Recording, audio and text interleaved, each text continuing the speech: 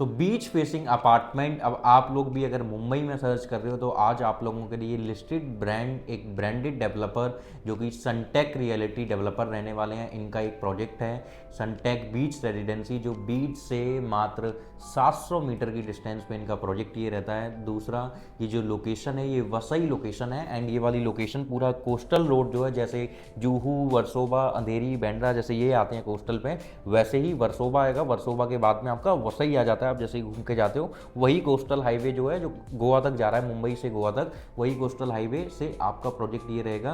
And ये जो project है ये बहुत ही अल्ट्रा लग्जरी सेगमेंट में वर्ल्ड क्लास एमिनिटीज़ के साथ में बहुत एक लग्जरी इकोसिस्टम वहाँ पे ये क्रिएट कर रहे हैं पूरा। तो क्या वहाँ पे ये लोकेशन है, डेवलपमेंट वाइज क्या क्या चीज़ें हैं वहाँ पे, रेंट आज की डेट में कितना आ रहा है, फ्यूचर में जब डिलीवरीज होगी तब आपको कितना रेंट आने वाला होगा, कंस्ट्रक्शन कैसा क्या चल रहा है, तो ये सारी चीज़ें मैं आपको वीडियो में ब्रीफ करूँगा, तो वीडियो को एंड तक जरूर देखिएगा।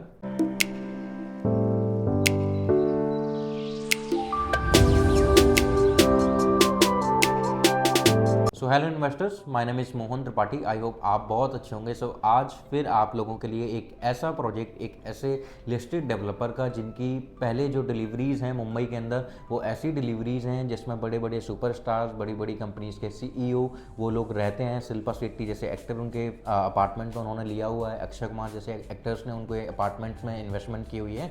तो उस तरीके के डेवलपर ये हैं। तो इनका ये वाला जो प्रोजेक्ट रहेगा, ये पूरा प्रोजेक्ट अगर आप देखोगे तो पूरा 50 एकड़ का प्रोजेक्ट है, जिसमें 5 स्टार होटल लेके आ रहे हैं, रेस्टोरेंट लेके आ रहे हैं, उसके बाद में हाई स्ट्रीट रिटेल लेके आ रहे हैं, गोल्फ लेके आ रहे हैं, बहुत सारी अल्ट्रा लग्जरी एमिनिटीज़ के साथ में ये प्रोजेक्ट लेके आ रहे हैं। 2 BHK 3 BHK के 2 टावर ये लॉन्च करेंगे। B4 और A4 करके 2 टावर हैं।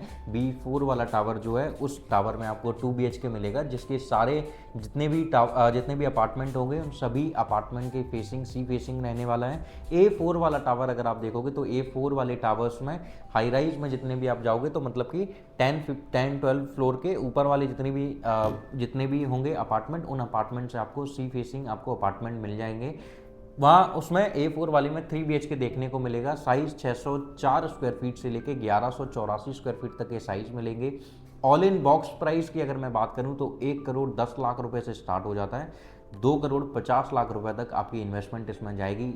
और इसका सबसे जो पेमेंट प्लान रहने वाला है वो यूनिक सबसे पेमेंट प्लान रहने वाला है, जो इन्वेस्टर्स के लिए एक जो अट्रैक्शन बोलते हैं, उस अट्रैक्शन का पर्पज़ इनका जो है इनके प्रोजेक्ट में वो इनका पेमेंट प्लान है। एक पेमेंट प्लान आपको CLP मिलता है। दूसरा पेमेंट प्लान जो है जो सबसे अट्रैक्टिव है इन्वेस्टर्स के लिए, वो मैं वीडियो का एंड में आपको बताऊंगा। सो मुंबई, टिपिकली जब हम मुंबई की बात करते हैं, सो मुंबई एक ऐसी सैचुरेट मार्केट है जो 1971 की अगर मैं बात करूं तो 1971 में वहाँ पे इतनी ज़्यादा पॉपुलेशन हो गई थी कि गवर्नमेंट ने को डिसाइड करना पड़ा, डिसीजन लेना पड़ा कि उनको एक मुंबई 2.0 जिसको नवी मुंबई बोला जाता है उसको डेवलप करेंगे।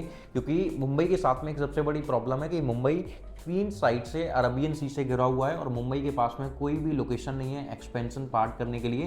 तो उनके पास में केवल 3 लोकेशन मिलती हैं ऐसी जहाँ पे वो एक्सपेंड कर सकते हैं। पहला आपका ये नवी मुंबई वाला जो रूट था, जो आपका ये कल्याण वाला हो गया, थाने कल्याण, ये वाला जो पार्ट हो जाता है। दूसरा वाला जो आपका रूट आता है वो दूसरा वाला रूट ये आ जाता है नवी मुंबई एयरपोर्ट के पास वाला, जो पुणे वाले साइड में। तीसरा जो रूट आता है वो तीसरा रूट आपका ये कोस्टल लेन वाला हो गया, जो डायरेक्ट सीधा गोवा को कनेक्ट कर रहा है। मतलब कि ये वसई हो गया, वर्सोवा के बाद में वसई, वसई के बाद में आपका जो पालघर डिस्ट्रिक्ट के अंदर वसई आता है। सो टिपिकली गुजरात वाला आप साइड समझो कि उस तरफ से गुजरात जाते हो तो गुजरात वाले साइड में। तो ये 3 लोकेशन है जहाँ पे महाराष्ट्र की गवर्नमेंट जो है मुंबई को एक्सपेंड कर सकती है और वहाँ पे डेवलपमेंट करके लोगों को वहाँ पे माइग्रेट करके लोग वहाँ पे रहना स्टार्ट कर सकते हैं। अब डेवलपमेंट वाइज अगर आप देखो तो मुंबई एक ऐसी सिटी है, financial capital of India already Mumbai को बोला जाता है। एंड मुंबई में आप देखोगे मेजर बड़ी बड़ी जितनी भी बैंक की ब्रांचेस हैं उनके हेड ब्रांचेस आपको मिलेंगे। तो मुंबई हब है एक तरीके से हेड ब्रांचेस का। कोई भी बड़ी कंपनी हो या कोई भी बड़ा ब्रांड हो, बैंक का हो या किसी भी चीज़ का हो, उनका अगर आपको हेड ब्रांच अगर आपको कहीं मिलेगी तो वो हेड ब्रांच आपको मुंबई के अंदर ही मिल जाती है। मुंबई में हेड ब्रांचेस देखने को मिलेंगे आपको, मैन्युफैक्चरिंग की बहुत सारी चीज़ देखने को मिलेगी। एंड मुंबई फाइनेंशियल कैपिटल क्यों है, उसका सबसे बड़ा रीज़न कहीं ना कहीं पोर्ट का सबसे बड़ा रीज़न है। क्योंकि गुजरात जो है मैन्युफैक्चरिंग हब है, गुजरात के बिल्कुल नज़दीक में मुंबई है। तो इंपोर्ट एक्सपोर्ट करने के लिए country to country export import करने के लिए पोर्ट से ही इंपोर्ट एक्सपोर्ट किया जाता है। तो उनके पास में पोर्ट है, तो गुजरात से मैन्युफैक्चर होती हैं चीज़ें, उसके बाद में यहाँ पे आती हैं। तो ये सबसे बड़ा प्लस पॉइंट उनके पास में हो जाता है कि वो डायरेक्ट यहाँ से करते हैं। तो इसीलिए गुजरात की जो पोटेंशियल ग्रोथ है, जो पोटेंशियल एप्रिसिएशन हर एक चीज़ का, वो हाई लेवल पे जाता है। मुंबई का भी सेम एज इट इज़ यही रीजन है। तो किसी भी लोकेशन का अगर वहाँ पे पोर्ट है और कोई बड़ा पोर्ट है, तो उस लोकेशन को डेवलप होने में, उस लोकेशन को एक गवर्नमेंट के साथ में फाइनेंशियली स्ट्रॉन्ग करने को गवर्नमेंट का बहुत बड़ा उनका हाथ हो जाता है, कंट्रीब्यूशन बहुत बड़ा हो जाता है। तो यही मुंबई का कंट्रीब्यूशन है महाराष्ट्र गवर्नमेंट के साथ में, and this is the only reason कि क्यों वो फाइनेंशियल कैपिटल ऑफ इंडिया है। एक और प्लस पॉइंट मैं आपको इसमें बताना चाहूँगा, जो वसई पालघर डिस्ट्रिक्ट में आता है, वो पालघर डिस्ट्रिक्ट जो है, उस पालघर में ही एक वाधवन पोर्ट बनाया जा रहा है, जो कि वर्ल्ड का टॉप 5 लार्जेस्ट पोर्ट में से उस वाधवान पोर्ट का नाम आने वाला है। तो वो वाधवान पोर्ट भी जब आएगा तो आप समझ रहे हो ना कि ये वाला जो पार्ट जो ये डेवलप कर रहे हैं गुजरात वाले साइड में, तो पालघर के बाद में आप अगर जाओगे तो गुजरात ही सो टिपिकली स्टार्ट हो जाता है। उसके बाद में पालघर क्रॉस करते हो आप वापी आता है, तो वापी गुजरात के अंदर ही आ जाता है। तो ये वो वाला जोन हो गया। सो इस वाले जोन पे भी महाराष्ट्र गवर्नमेंट ने पूरा फोकस प्रॉपर किया हुआ है। और जब वाधवान पोर्ट आ जाएगा, वो भी वर्ल्ड का इतना बड़ा लार्जेस्ट पोर्ट आ जाएगा, उसका रीज़न है कि इसको लेके क्यों आया जा रहा है, उसका रीज़न ये है कि अभी जो पोर्ट है मुंबई के अंदर, जवाहरलाल नेहरू पोर्ट, उस पोर्ट पे बड़े शिप नहीं आ पाते हैं। उसका रीज़न क्या है कि उसकी कैपेसिटी नहीं है बड़े शिप्स को वहाँ पे कंज्यूम करने के लिए। तो इसलिए वो इतना बड़ा पोर्ट यहाँ पे बनाया जा रहा है इंडिया में। तो जब ये आएगा, ये पोर्ट हो जाएगा, तो बड़े शिप यहाँ पे आ पाएंगे। बड़े शिप यहाँ पे आ पाएंगे तो उससे प्रॉफिट क्या होगा, लॉजिस्टिक कॉस्ट बहुत कम हो जाएगी। क्योंकि अभी क्या है, बड़े शिप आते हैं, बड़े शिप से छोटे शिप में लोड होता है सामान, उसके बाद में फिर जवाहरलाल नेहरू पोर्ट तक आ पाते हैं। फिर ये जो प्रोसेस जो लंबी हो रही थी, जो लॉजिस्टिक कॉस्ट बढ़ रही थी, ये लॉजिस्टिक कॉस्ट घट के कम हो जाएगी और यहाँ पे चीज़ें आ जाएंगी। और जब भी पोर्ट है तो बड़ी बड़ी कंपनीज भी आएंगी, बड़ी बड़ी कंपनी से लोग यहाँ रहने आएंगे। और इतना बड़ा पोर्ट जो कि जिसका पूरे वर्ल्ड में, अक्रॉस द वर्ल्ड जिसकी सप्लाई इंपोर्ट एक्सपोर्ट जिसकी होने वाली है, तो समझो कि वहाँ पे कितना सारा एम्प्लॉयमेंट जनरेट होगा। तो पालघर डिस्ट्रिक्ट में होने का और ये वाले पूरे रूट का सबसे बड़ा प्लस पॉइंट आपके पास में यही है। आज की डेट में आप बांद्रा में देखो, अंधेरी में देखो, या आप वर्ली में देख लो, या फिर आप जुहू में देखो, वर्सोवा में देखो, वहाँ पे प्रॉपर्टी के रेट क्यों 4.5 5 करोड़ 6 करोड़ 10 करोड़ या 20 करोड़ 50 करोड़ है। उसका रीज़न ही केवल यही है कि बीच फेसिंग या सी फेसिंग के अपार्टमेंट है, वो लिस्टेड डेवलपर के हैं, अच्छे ब्रांड्स के हैं।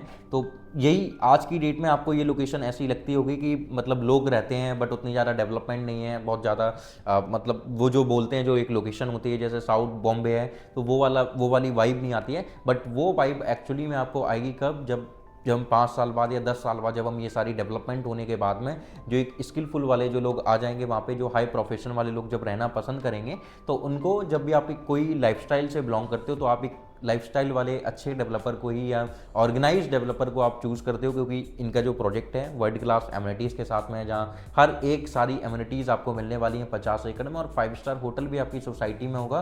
तो कहीं ना कहीं एक जो क्लास होगी, तो वो क्लास के माइंड में जब परचेज होता है, जब हमारे पास में रीसेल, जब भी हम कभी रीसेल करते हैं चीज़ को, लाइक सपोज आपने वहाँ पे इन्वेस्ट किया, बाद में आप सोचो कि रीसेल वाला बंदा आपके पास में कौन आएगा या रेंट वाला बंदा आपके पास में कौन आएगा। क्योंकि इन्वेस्टमेंट के दोनों ही होते हैं। कोई रेंट वाली इनकम की वजह से इन्वेस्टमेंट करता है, कोई सोचता है कि जब डिलीवर्ड होगा तो अच्छे प्राइस में हम उसको निकाल देंगे। तो दोनों के केस में ही मैं बताता हूँ, जब आप उसको बेचते हो तो जो हमारे पास में आता है, में बायर आता है, वो बायर ऐसा होता है जिसको पता होता है पहले से कि ये डेवलपर ऑर्गेनाइज डेवलपर है, बहुत एक क्लास, एक लाइफस्टाइल से बिलोंग करती है ये सोसाइटी। तो उसके पॉकेट में, वो अपना पॉकेट सबसे पहले देखता है कि कम से कम 2.5 करोड़ या 3 करोड़ 3.5 करोड़ 4 करोड़ रुपए मेरी पॉकेट में है, तब मैं जाके इस सोसाइटी में अपने लिए एक फ्लैट परचेज या बाय कर सकता हूँ। Same as it is tenant का होता है, रेंटल वालों का भी, वो भी देखते हैं सोसाइटी क्या है, किस तरीके की सोसाइटी बनी हुई है, लाइफस्टाइल वहाँ पे कैसा है, इकोसिस्टम वहाँ पे कैसा है, तो उस हिसाब से ही आपको वहाँ पे रेंट भी पे करना पड़ता है। सेम एज इट इज आप ऐसे समझ लो, एक डीएलएफ है,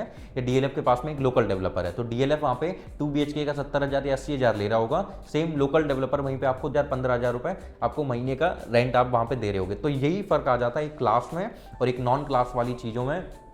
सेम एज इट इज वही चीज़ आपको यहाँ पे दिखने वाली है। और मुंबई में जिन्होंने इन्वेस्टमेंट नहीं किया, जस्ट सपोज कि 1950 में या 1940 में या 1960 में आपने या आपके पेरेंट्स ने अगर वहाँ पे इन्वेस्टमेंट की होती तो आज की डेट में मुंबई में क्या आपकी प्रॉपर्टी की वैल्यू वही होती जो 1950 में थी या 1945 में थी? नहीं होती। उसका रीज़न ही केवल सारे रीज़न आप देख रहे हो। और मुंबई कहीं ना कहीं एक ऐसी लोकेशन है जहाँ पे 1 लाख लोग अगर जाते हैं तो 90,000 लोग वहाँ पे रुक जाते हैं, 10,000 लोग केवल ऐसे होते हैं जो वहाँ से वापस जाते हैं। तो ये मुंबई की खास बात है। तो वहाँ पे पॉपुलेशन, वहाँ पे क्या, किसी भी लोकेशन में, दिल्ली लो, पुणे लो, बेंगलोर लो, कोई भी एक अगर मेट्रोपॉलिटन सिटी है तो वहाँ पे कभी भी पॉपुलेशन कम होगी नहीं, पॉपुलेशन कम नहीं होगी, घर की डिमांड हमेशा आएगी। यही रीज़न है कि हमेशा बोला जाता है कि रियल एस्टेट की मार्केट कभी भी डाउन नहीं जा सकती। उसका रीज़न ही केवल यही है, पॉपुलेशन कभी कम नहीं हो सकती, और पॉपुलेशन अगर कम नहीं होगी कभी तो उनको घर की डिमांड आएगी। कोई पुराने घर में रह रहा है तो उसको नया घर चाहिए, कोई नए घर में रह रहा है तो उसको एक और घर चाहिए।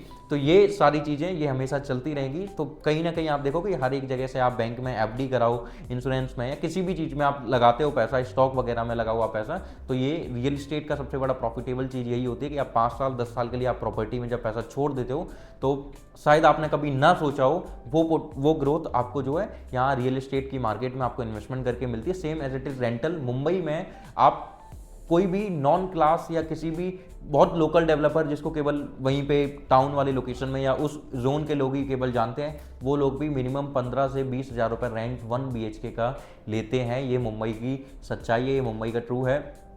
आप कभी भी मुंबई में जाओगे और अच्छे डेवलपर में अगर आप चले गए तो यही 15-20 हज़ार रुपये, 40,000, 45,000, 50,000 रुपये पे रेंट तुरंत पहुंच जाता है। तो सेम एज इट इज़ आपको भी अगर लगता है कि जुहू वाला, वर्सोवा वाला, अंधेरी वाला अब अगर कहीं पे रेंट नहीं आपको मिलेगा या उस लोकेशन पे ऐसी कोई भी ऐसा डेवलपर नहीं है जो आप इतने कम प्राइस में 1 करोड़ 10 लाख रुपए में 604 स्क्वायर फीट का carpet area, 2 BHK sea facing apartment, जिस सोसाइटी में 5 star hotel, amenities, club house, gym, swimming pool, अरिवल वाटर बॉडीज़ हो गई आपकी, बहुत सारी डिफरेंट टाइप की वाटर बॉडी होंगी आपकी, गोल्फ होगा, स्केटिंग रिंक होगा, क्रिकेट पिच होगी, एंड आपका सैंड पिट होगा, ट्री ग्रोव होंगे, लिली पॉन्ड होंगे। तो इतनी सारी एमिनिटीज़ के बीच में आपका एक फ्लैट होगा। तो आप सोचोगे उस टाइम पे जब डेवलपमेंट हो जाएगी, सारी चीज़ें आ जाएंगी, पोर्ट आ जाएगा, वहाँ पे और सारा एम्प्लॉयमेंट जनरेट होगा। वसई विरार अलीबाग कॉरिडोर बनाया जा रहा है जो कनेक्टिविटी डायरेक्ट आपको अटल सेतु से कनेक्ट कराया जा रहा है। वसई बेंड्रा वर्ली वाला जो सी लिंक है वो सी लिंक भी बनाया जा रहा है। मुंबई से गोवा तक जो आपका कोस्टल रोड जो बनाया जा रहा है, कोस्टल हाईवे जो बनाया जा रहा है, उस हाईवे से डायरेक्ट आपकी एंट्रेंस होगी। एंड यहाँ पे आपको बीच के लिए भी एंट्रेंस आपको सोसाइटी से दी जाएगी। तो इतनी सारी चीज़ें जब आपकी सोसाइटी में होगी तो 5 साल बाद 10 साल बाद आप खुद एज्यूम करो जब आज की डेट में अगर वो सोसाइटी होती तो वर्स्ट केस सिनेरियो भी अगर हम लेके चलें तो 20, 22, 25,000 रुपये तो आप इनसे 2 BHK का रेंट ले सकते थे। और हम बात कर रहे हैं 3 साल बाद, 4 साल बाद की, तो ये 20-25 हज़ार रुपये 55-60 हज़ार तो पहुँचेंगे। और 1 करोड़ 10 लाख रुपए आप इन्वेस्ट करके अगर आपको 55,000 रुपये या 60,000 रुपये का अगर आपको रेंट आ रहा है तो आप मोटा मोटा अगर आप आइडिया लगाओगे तो 14 से 16% तक का आपको रेंटल ईल्ड आपकी जनरेट होकर आपको मिल रही है। मैक्स आप 2.5 करोड़ वाले 3 BHK में जाओगे 1184 स्क्वायर फीट कारपेट एरिया में, तो उसके अकॉर्डिंग, एरिया के अकॉर्डिंग रेंट की वैल्यू बढ़ जाएगी। तो वही रेंट आपका 1.25 लाख रुपये, 1.5 लाख रुपये के आसपास में पहुंच जाएगा। और फुल्ली फर्निश्ड है तो ये 1.25 लाख रुपये 1.5 लाख हो जाएगा, 1.5 लाख रुपये 2.25 लाख रुपये हो जाएगा। तो वो डिपेंड करेगा कि आप रॉ फ्लैट दे रहे हो रेंट पे या कैसा फ्लैट दे रहे हो रेंट पे, आप फुली फर्निश्ड दे रहे हो, तो वो आपके ऊपर डिपेंड करता है। तो आप भी अगर चूक गए थे मुंबई में इन्वेस्टमेंट करने के लिए और आप भी चाहते हो जिन लोगों ने इन्वेस्टमेंट पहले की थी और आज की डेट में उनको जो एप्रिसिएशन मिला है वो आपको भी मिले, तो नीचे दिए गए नंबर पे कॉल कीजिए और आज ही वर्चुअल मीटिंग शेड्यूल कीजिए, वीडियो कॉन्फ्रेंस कीजिए। अगर आप विजिट कर सकते हैं, बॉम्बे रहते हैं, बॉम्बे अगर आपका वीकली जाना आना रहता है तो आप विजिट करके आज ही बुकिंग कीजिए, क्योंकि टावर लॉन्च हो रहे हैं, अभी EOI फेज चल रहा है। आप अगर डायरेक्ट अलॉटमेंट करवाना चाहते हैं तो वो डायरेक्ट अलॉटमेंट भी हो जाएगी। तो नीचे दिए गए नंबर पे कॉल कीजिए, वीडियो कॉन्फ्रेंस पे कनेक्ट कीजिए और मेरे यूट्यूब चैनल को सब्सक्राइब जरूर कीजिएगा, जिससे कि मैं आप तक अच्छे डेवलपर्स की अच्छी वीडियोस और अच्छे टिकट साइज में आप तक पहुंचा पाऊं। इसका जो पेमेंट प्लान जिसका आप अभी भी वेट कर रहे हो, तो वो पेमेंट प्लान है 35-35-30, मतलब 35% आपको अभी देना है 30 to 45 डेज में, 35% आपको देना है 1 साल बाद, 1 से 1.5 साल बाद में, 30% रिमेनिंग आपको देना है पोजेशन पे। पोजेशन जो आपका होगा 2029 में पोजेशन होगा, तो 2029 में आपको रिमेनिंग 30% देना है। तो इससे अच्छा पेमेंट प्लान और इतना छोटा टिकट साइज मुंबई के अंदर इतना रिनॉल्ड डेवलपर नहीं मिलेगा। वीडियो कॉन्फ्रेंस कनेक्ट कीजिए, EOI पे कीजिए, डायरेक्ट अलॉटमेंट कराइए। Thank you so much.